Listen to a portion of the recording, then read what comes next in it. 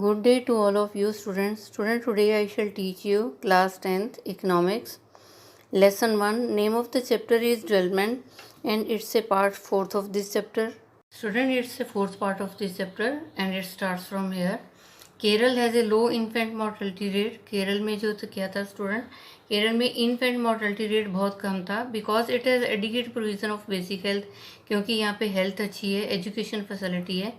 Similarly in some states the public distribution system PDS function well, और जो वहाँ पे पब्लिक डिस्ट्रीब्यूशन सिस्टम है वो भी अच्छा है.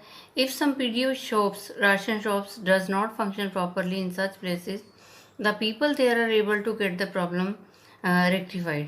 कहते अगर वहाँ पे क्या होता है, वहाँ पे तो केरल में जो है PDS जो है सिस्टम अच्छा है, पब्लिक डिस्ट्रीब्यूशन सिस्टम अच्छा काम करता है. लेकिन अगर वहाँ पे PDS शॉप्स जो हैं, PDS शॉप्स होती हैं स्टूडेंट, राशन शॉप जो होती हैं, ration shop does not function properly. अगर वहाँ पे राशन शॉप जो है अच्छे तरीके से काम नहीं करती तो क्या होता है student, these are able to get problem rectified.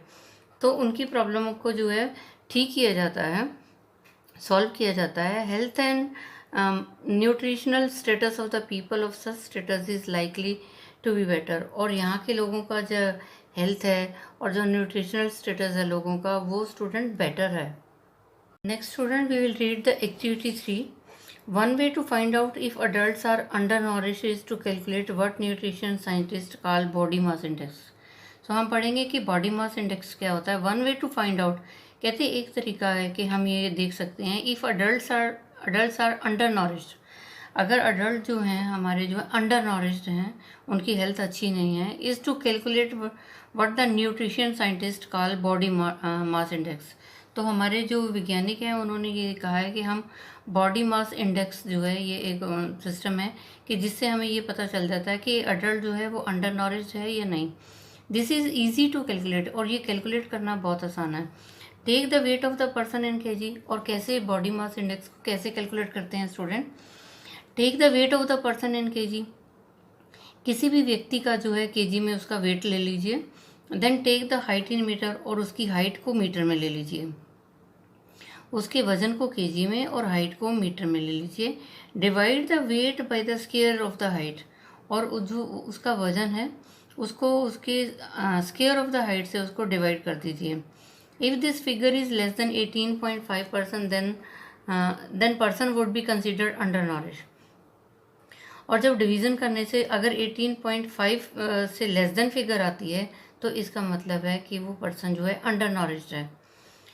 And however if this BMI is more than 25, और अगर उसकी BMI जो है बॉडी मास इंडेक्स 25 से ऊपर होता है, then a person is overweight. फिर ये है कि उसका वजन बहुत ज़्यादा है. Do remember that this criteria is not applicable to the growing children. ये याद रखना कि ये क्राइटेरिया जो है ग्रोइंग चिल्ड्रन के लिए नहीं है, ये अडल्ट के लिए है. कि अगर उसका बॉडी मास इंडेक्स देखना है तो उसको क्या करना है, उसके वजन को kg में लिखिए और हाइट को मीटर में लेना है, और फिर उसको डिवाइड कर देना है. वेट को जो है स्क्वायर ऑफ हाइट से डिवाइड कर देना है. If it is 18.5 less than 18.5, then the person is undernourished, and if it is more than 25, then the person is overweight. Let each student in a class find out the weight and height of the 3 adults or person of different economic background, such as construction worker, domestic servant, office worker, business person. Collect the data from all the students. कहते हैं let each student in class find out the weight. कहते हैं हर बच्चा जो है ये find out करेगा wait भी और हाइट भी, किसकी, 3 अडल्ट पर्सन की. एक बच्चा जो है अपने एरिया में कहीं भी जो है 3 अडल्ट पर्सन की जो है वो फाइंड आउट करेगा BMI. और किस किस की करेगा स्टूडेंट, जैसे कंस्ट्रक्शन वर्क हैं, डोमेस्टिक सर्वेंट्स हैं, ऑफिस वर्कर हैं या बिजनेस पर्सन हैं. और बच्चे जो हैं कलेक्ट करेंगे डाटा को. Make a combined table, calculate their BMI. और कहते एक टेबल बनाइए और उसको जो है कैलकुलेट कीजिए, सबकी जो है सबका डाटा इकट्ठा करने के बाद उसकी जो BMI निकालिए. Do you find any relationship between the economic background of person and her his nutritional status. कहते क्या आप देख सकते हैं कि उसका जो व्यक्ति का जो है इकोनॉमिक बैकग्राउंड से और उसके न्यूट्रिशन जो स्टेटस है उसमें कितना रिलेशनशिप है. So this activity can be done by the students. Student, our next point is human development report. Once it is realise that even though the level of the income is important, कहते हमने ये तो realise कर लिया कि जो income है इंसान की वो जो है लेवल ऑफ इनकम जो है ये इंपॉर्टेंस रखता है, yet it is an inadequate measure of the level of development. ये जो मीज़र है डेवलपमेंट का, जो विकास को नापने का जो तरीका है ये इनएडिकेट है, ये सही नहीं है। We begin to think of other criteria, we begin to think of other criteria, हमें कुछ और भी क्राइटेरिया सोचना होता है, सिर्फ एक इनकम ही क्राइटेरिया नहीं है, इसके अलावा और भी कुछ क्राइटेरियाज हैं। There could be a long list of such criteria, कहते इन जो अदर क्राइटेरिया स्टूडेंट उसकी तो एक बहुत लंबी लिस्ट है, then it would not be so useful, और जो है ये यूजफुल नहीं होगा इतना। What we need is a small number of most important thing, लेकिन जो कुछ चीज़ें हैं जो बहुत इंपॉर्टेंस रखती हैं स्टूडेंट, वो क्या है? हेल्थ है, हेल्थ क्राइटेरिया है, हेल्थ देखनी चाहिए। एजुकेशन इंडिकेटर की एजुकेशन है और अनएजुकेटेड है, such as the ones we use in comparison Kerala Punjab, कहते जैसे हमने केरल और पंजाब में देखा था कि केरल में जो है एजुकेशन अच्छी है और जो हेल्थ फैसिलिटी है वो भी अच्छी है comparatively to Punjab, are among them over the past decades. और कहते पिछले दशक में health and education indicators have come to be widely use along with the income as a measure of development. कहते हम पिछले डिकेड में जो है दशक में क्या देखते हैं स्टूडेंट, हेल्थ और एजुकेशन जो है ये इंडिकेटर्स ज़्यादा हैं कि इनकम के अलावा जो है इनको देखा जाता है। Health and education indicators have come to widely used, health और एजुकेशन जो है ये क्राइटेरिया यूज़ किया गया है अलॉन्ग विद द इनकम के साथ as a measure of the development. हमें जो है विकास को जो मेज़र करने के लिए है, हमें इनकम के अलावा हेल्थ और एजुकेशन को भी देखना है। Student for instance human development report published by UNDP compares countries based on the education level of the people. और कहते हैं हम एग्जांपल देख सकते हैं स्टूडेंट, जो ह्यूमन डेवलपमेंट रिपोर्ट हो वो कौन पब्लिश करता है? ये UNDP जो है कंपेयर करता है। हाँ, ह्यूमन डेवलपमेंट रिपोर्ट जो है ये पब्लिश करता है UNDP। और क्या करता है स्टूडेंट, ये कंपेयर करता है कंट्रीज़ को कंपेयर करता है, और किस बेस पे करता है? Education level of the people, और उनकी हेल्थ स्टेटस देखता है, उनकी पर कैपिटा इनकम देखता है UNDP, तब जो है ह्यूमन डेवलपमेंट रिपोर्ट बनाई जाती है। It would be interesting to look at the certain relevant data, कहते ये इंटरेस्टिंग होगा अगर हम कुछ रेलिवेंट डाटा देखें regarding India and its neighbour, Bharat के और जो पड़ोसी देशों के बारे में। फ्रॉम ह्यूमन डेवलपमेंट रिपोर्ट 2006, हम 2006 की जो है रिपोर्ट भी देख सकते हैं। Student, it's a data table 1.6 some data regarding India and its neighbours from 2004। Student, ये जो डाटा है ये 2004 का है, भारत का है और जो भारत के पड़ोसी देश हैं। So these are the countries name. Per capita income, Sri Lanka की पर कैपिटा इनकम है, और ये life expectancy at birth, literacy rate है, gross enrolment ratio, HDI rank. So per HDI, first we will read this student. HDI stands for human development index. HDI की full form होती है human development index. HDI ranks in above table are out of 177 countries in all. और HDI ranks जो है ये पूरी जो बताई है ये 177 कंट्रीज़ में से ये रिपोर्ट ली गई है। एंड नेक्स्ट है student life expectancy at birth. Our point is this, life expectancy at birth. So what is the definition of this student? As the name suggest, average expected length of life of a person, कि एक person की average expected life जो है कि उसकी ज़िंदगी कितनी लंबी है at the time of birth, उसको बोलते हैं लाइफ एक्सपेक्टेंसी एट बर्थ।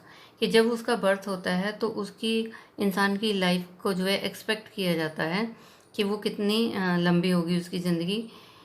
और नेक्स्ट है gross enrolment ratio. Gross enrolment ratio for 3 levels mean enrolment ratio for primary school. और ग्रोस एनरोलमेंट रेशो का मतलब होता है एनरोलमेंट रेशो प्राइमरी स्कूल की, secondary school, higher education beyond the secondary schools. तो ये 3 लेवल हैं, 3 लेवल में प्राइमरी स्कूल, सेकेंडरी स्कूल और हायर एजुकेशन। और next student, per capita income जो है ऑलरेडी वी हैव रेड, हमने पहले भी पढ़ा था। Definition the per capita income is calculated in dollars for all the country. सभी देश के लिए जो इसको डॉलर में ही जो है कैलकुलेट किया जाता है, so that it can be compared. क्योंकि इससे जो है अगर डॉलर में जो हम कैलकुलेट करते हैं तो क्या होता है, इट कैन बी कंपेयर्ड और इजीली कंपेयर, जो है बड़े आसानी से जो है कंट्रीज़ को कंपेयर कर सकते हैं। It is also done in a way so that every dollar would buy the same amount of goods and service in any country. It is also done in a way, और ये इस तरीके से भी किया हुआ है कि हर डॉलर से जो है चीज़ खरीदी जा सकती है, goods and services any country, किसी भी देश में जो है उस डॉलर से जो है चीज़ को खरीदा जा सकता है। So student, here the per capita income in dollar. So Sri Lanka की है 4390, India 3139, Myanmar 1027, Pakistan 2225, Nepal 1490, Bangladesh 187। So it is the per capita income of the Sri Lanka, India, Myanmar, Pakistan, Nepal and Bangladesh. And life expectancy, so you can see India's position per capita income 3139 in 2004, and life expectancy at birth 64, and life literacy rate 61, and gross enrollment ratio for 3 levels 60, and HDI rank 126, and it is out of 177 countries. So student, that is the position, that is the literacy rate you can see, and life expectancy you can see of the different countries: Sri Lanka, India, Myanmar, Pakistan, Nepal and Bangladesh. So student, this is the position of the India and its neighboring countries. Student, next, is not it surprising that a small country in our neighborhood, Sri Lanka, is much ahead of India in every respect, and big country like our has a low rank in the world? कहते is not it surprising. Student, ये कितनी हैरानी वाली बात है कि small country in our neighbourhood, के एक छोटा सा जो है कंट्री है श्रीलंका, और ये क्या भारत से आगे है in every respect, and a big country like our India has a low rank. हमारा देश बड़ा है लेकिन इसका जो है लो रैंक है वर्ल्ड में। And table 1.6 also shows that though the Nepal has half the per capita income of India, और नेपाल की जो है भारत से आधी है पर capita income. Yet it is not far behind India in life expectancy and birth and literacy level. कहते हैं नेपाल जो है हमारे उसमें जो पर कैपिटा इनकम है उसकी आधी है, नेपाल की पर कैपिटा इनकम आधी है भारत से, फिर भी student it is not far behind India, फिर भी ये भारत से पीछे नहीं है। लाइफ एक्सपेक्टेंसी एट बर्थ और लिटरेसी लेवल पे जो है कम नहीं है। Many improvement have been suggested in calculating HDI, और बहुत सारी जो है इम्प्रूवमेंट हुई हैं HDI को कलेक्ट करने के लिए। And many new components have been added to the human development report, और ह्यूमन डेवलपमेंट रिपोर्ट में बहुत सारे कंपोनेंट्स भी ऐड किए गए हैं। By prefixing human development, to development, it has made it clear that what is important in development is what is happening to citizens of the country। कहते हैं ये फिक्स किया गया है स्टूडेंट कि what is important to development, जितना development important है इतना ही ये भी डेवलपमेंट है कि उनके देश के जो नागरिक हैं उनके साथ क्या घटनाएं हो रही हैं। इट इज़ पीपल, ये लोग ही हैं, देयर हेल्थ है, उनकी हेल्थ है और देयर वेलबींग है और उनकी जो ठीक हालात हैं, दैट इज़ मोस्ट इम्पॉर्टेंट। ये चीज़ें भी बहुत इम्पॉर्टेंट रखती हैं। Do you think there are certain other aspect, आपको लगता है कि कुछ और भी एस्पेक्ट हो सकते हैं that should be considered in measuring the human development, कि अगर हमें ह्यूमन डेवलपमेंट को मेजर करना है इसके लिए कुछ और भी एस्पेक्ट हैं। Student, next is the sustainability of development. Heading is whichever way we define development, suppose for the present that a particular country is quite well, whichever way we define development, कहते हैं कोई भी तरीके जो हैं हम define करते हैं डेवलपमेंट के लिए, विकास के लिए कई तरीके हम अपनाते हैं। सपोज फॉर द प्रेजेंट, कि आज के लिए अगर हम सपोज करें that a particular country is quite develop, कि कोई पर्टिकुलर कंट्री जो है डेवलप है, विकसित है। We would certainly like this level of development to go up further or at least maintain for future। तो हमें ये होगा कि we would certainly like this level of development, कि ये जो हमारा डेवलपमेंट है ना, जो लेवल ऑफ डेवलपमेंट है ये और आगे जाना चाहिए, और एटलीस्ट भी maintain for our future generation, और ये हमारा डेवलपमेंट का जो लेवल है इतना आगे जाना चाहिए कि हमारे फ्यूचर की जो जनरेशन है आने वाली उसके लिए भी मेंटेन हो सके। दिस इज ऑब्वियसली डिजायरेबल, यही डिजायरेबल है. However, since the second half of the century, a number of scientists have been warning that the present type and the level of the development are not sustainable. परंतु क्या हुआ student, this is obviously desire. However since the second half of the century, 20th century, 20वीं शताब्दी की जो है half में ही student बहुत सारे वैज्ञानिकों ने ये वार्निंग दे दी थी कि जो प्रेजेंट टाइप के जो सोर्सेज हैं या लेवल ऑफ डेवलपमेंट है आर नॉट सस्टेनेबल, ये सस्टेनेबल नहीं है, आने वाली जनरेशन के लिए जो है ये नहीं बचेंगे. And student next is the example ground water in India. Student recent evidence suggest that the ground water is under serious threat of over use in many parts of the country. Recent evidence कहते हैं आज जो है student ये evidence हैं, ये हमें proof कुछ मिले हैं जो हमें ये बताते हैं कि ground water is under serious threat, कि ग्राउंड वाटर जो है वो जो बहुत ही उसकी स्थिति भयानक है कि वो बहुत कम हो रहा है. Ground water is under serious threat of over use in many parts of the country. और ये क्या, पानी जो है ग्राउंड लेवल बहुत कम हो गया क्योंकि ये ओवर यूज हो रहा है in many parts of the country. देश के बहुत सारे हिस्सों में जो है पानी को ओवर यूज किया जा रहा है. About 300 districts have reported a water level decline of over 4 metres during the past 20 years. कहते हैं 300 डिस्ट्रिक्ट की जो है ये रिपोर्ट है कि वाटर लेवल जो है कम हो चुका है, 4 मीटर कम हो चुका है. 20 साल में 4 मीटर जो है उसका लेवल नीचे जा चुका है पानी का. Nearly 1/3 of the country is over using their ground water reserve. और कहते हैं 1/3 हिस्सा जो देश हैं वो ओवर यूज कर रहे हैं ग्राउंड वाटर के पानी को. In another 25 year 60% of the country would be doing the same. और कहते हैं आगे आने वाले 25 साल में क्या होगा स्टूडेंट, जो 60% लोग हैं ना देश के would be doing the same, वो यही सेम कर रहे होंगे. If the present way of using this resource continue, अगर प्रेजेंट वे में भी ऐसे यूज़ कर रहे हैं तो आने वाले टाइम में भी ऐसा ही होगा जो आगे आने वाले 25 साल हैं. Ground water over use is particularly found in agriculture. और कहते हैं ग्राउंड वाटर जो है वो कहाँ पर्टिकुलरली यूज़ होता है, एग्रीकल्चर में यूज़ होता है. प्रोस्पीरियस रीजन ऑफ पंजाब में यूज़ होता है और वेस्टर्न यूपी में. Hard rock plateau areas of central and south Asia में होता है. And some coastal area and the rapidly growing in urban settlement. और कहते हैं जो कुछ कोस्टल एरिया हैं या जहाँ पे अर्बन सेटलमेंट्स हैं, बहुत तेज़ी से अर्बन सेटलमेंट्स बन रहे हैं, वहाँ पे भी पानी जो है यूज़ हो रहा है. So now you can see the well ना, आप देख सकते हैं what is the level of the ground water, पानी कितना नीचे है.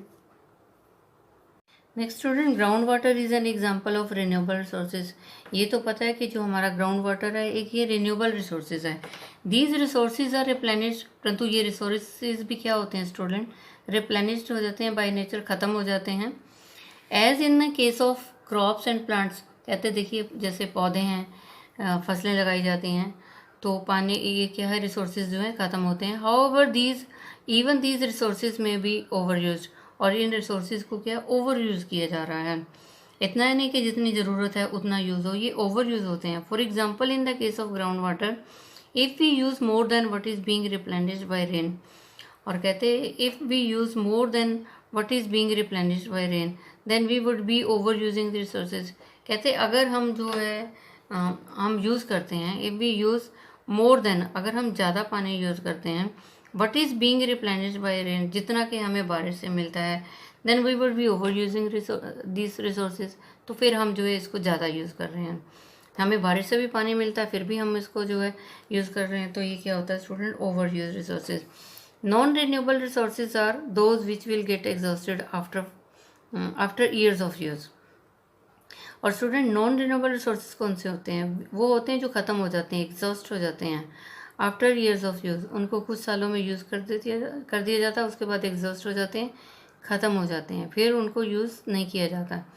We have a fix stock on earth, हमारे पास फिक्स स्टॉक है अर्थ पे, which can not be replenished, जो दोबारा से रिन्यू नहीं हो सकता. We do discover new resources, हम नए रिसोर्सेज को भी जो है डिस्कवर करते हैं. That we did not know earlier, जो हमें पहले नहीं पता था रिसोर्सेज, फिर भी हम नए नए रिसोर्सेज की खोज करते हैं. Now source in this way add to the stock, however over time even this will get exhausted. क्या नए सोर्सेज भी जो हैं वो भी हमारे स्टॉक में हैं, लेकिन ये भी क्या होंगे स्टूडेंट, एग्जॉस्टेड हो जाएंगे, ख़त्म हो जाएंगे. Student, our next point is exhaustion of natural resources. जो नेचुरल रिसोर्सेज हैं वो एग्जॉस्ट हो रहे हैं, ख़त्म हो रहे हैं, ख़त्म होने की कगार पे हैं। So this is the position of the crude oil reserves. Crude oil reserves region country है middle east, united states of America और world. That is in the position of billion tons. Middle east 89, united states 4 billion tons, world 137।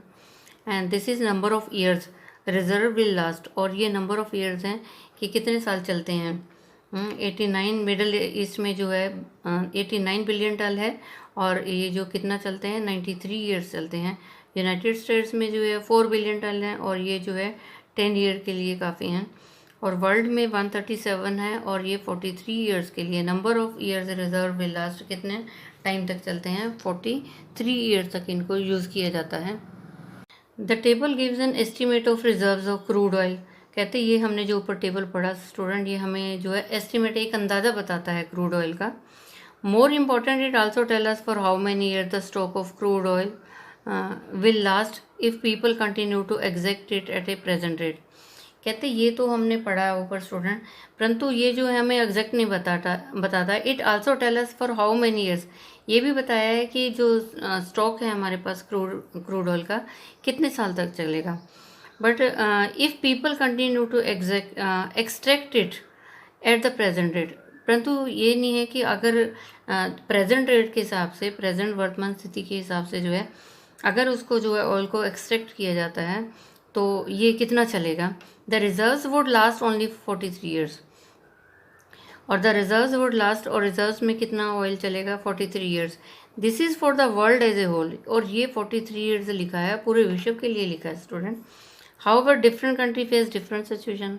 आपको पता है ये तो world की report है कि 43 ईयर चलेगा, 137 बिलियन टन जो है क्रूड ऑयल जो है, लेकिन ये this is for the world, ये वर्ल्ड के लिए है। और अगर डिफरेंट कंट्री को ये सिचुएशन करनी पड़े तो क्या हालात होंगे। Countries like India depend on importing oil from abroad, और भारत जो देश भी जो है वो डिपेंड करता है कि बाहर फॉरेन कंट्रीज से जो है ऑयल आता है, because they don't have enough stock of their own, क्योंकि भारत में इतना स्टॉक ही नहीं है, इसलिए इनको बाहर से मंगवाना पड़ता है। If prizes of oil increase this becomes a burden for anyone. अगर जो है ऑयल का जब रेट बढ़ जाता है तो ये बर्डन सभी के ऊपर ही आ जाता है। So everybody has to face this thing. There are countries like USA, और ऐसी कंट्रीज़ में हैं जो USA which have low reserves, और उनके पास लो रिजर्व्स हैं। Has want to secure oil through military and economic power, और वो अपने जो है उनके लो रिजर्व्स हैं और वो उनको सिक्योर करना चाहते हैं, मिलिट्री और इकोनॉमिक पावर से जो है वो इसको बचा के रखना चाहते हैं।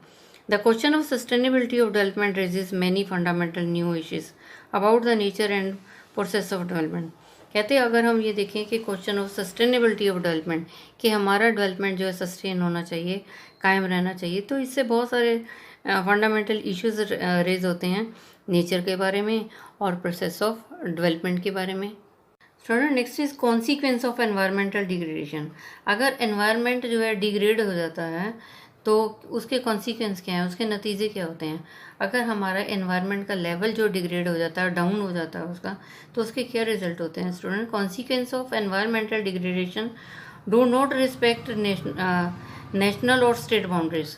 अगर जो एनवायरनमेंट जो है डिग्रेड हो जाता है तो उसका ये रिजल्ट होता है कि नेशन और स्टेट बाउंड्रीज को जो है उस पर इफ़ेक्ट पड़ता है। This issue is no longer region और नेशन स्पेसिफिक। और ये जो एनवायरमेंटल डिग्रेडेशन इशू है ये सिर्फ रीजन के लिए, एरिया के लिए, नेशन के लिए स्पेसिफिक नहीं है। Our future is link together, हमारा जो फ्यूचर भी, भविष्य भी आपस में लिंक करता है। Sustainability of development is comparatively a new area of knowledge. कहते हैं सस्टेनेबिलिटी ऑफ डेवलपमेंट कि हमें हमारा विकास जो है सस्टेन होना चाहिए, कायम रहना चाहिए। Comparatively a new area of knowledge, कहते जो एक न्यू एरिया हमारा नॉलेज है, जो वैज्ञानिकों ने, इकोनॉमिक्स, फिलोसफर और अदर सोशल इंस्ट्रूमेंट ने बताया और working together.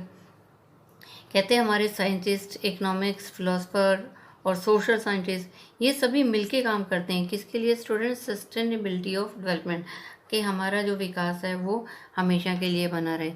In general the question of development और प्रोग्रेस इज पेरेनियल, और वैसे भी आप देख सकते हैं कि डेवलपमेंट है या प्रोग्रेस है वो पेरेनियल है, वो लगातार जो है हम लोग सोचते रहते हैं और जो है सभी इस पे वर्क चलता रहता है।